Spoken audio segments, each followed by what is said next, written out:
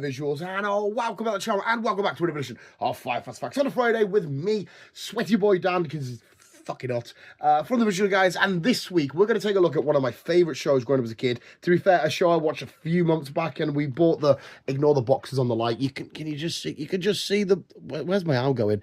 Oh, why is it so weird? Oh, that's weird to there. It's Pinky in the Brain for this week's 5 Fast Facts, one of the most iconic shows, at least definitely for me, when I was growing up. So what are we going to do tonight? Visuals, the same thing we do every single night. Lay in bed and slap my belly until I fall asleep like a walrus. We're going to take over the friggin' world. So visuals, sit back, relax, buckle up, and let's take a look at Pinky in the Brain for this week's 5 Fast Facts. Reason why Pinky was British, I'm going to say this name wrong as well, by the way. The reason why Pinky had a British voice was because voice actor Rob Paulson, who voiced Pinky, was a huge fan of the Python stuff. So he wanted to honour that by giving Pinky a little British voice. Slightly an obvious one, but just in case you didn't know, Pinky in the Brain is a direct Animaniacs spin-off. It's directly from the Animaniacs and then spun off. That's what a spin-off is, Dan. Pinky and the Brain, well, a Pinky and the Brain Christmas won an Emmy. Fuck, that was hard to say. Won an Emmy for outstanding animation. So it's actually been critically acclaimed as well.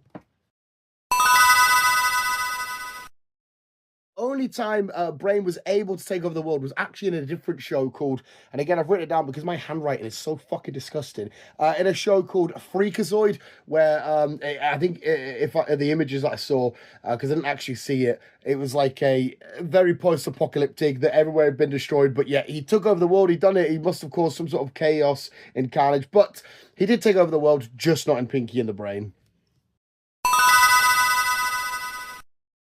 Once again, another name that I'm probably going to butcher, but creator Tom Riggett, Tom, who created the show, doesn't buy the theory that Pinky's actually the smart one of the brains, the lunatic, and the Pinky's so smart he keeps thwarting Brain's plans because he knows it's not what should happen. It's not they're not the good guys by doing this, and he keeps stopping him, but he's pretending to be dumb and all this kind of shit.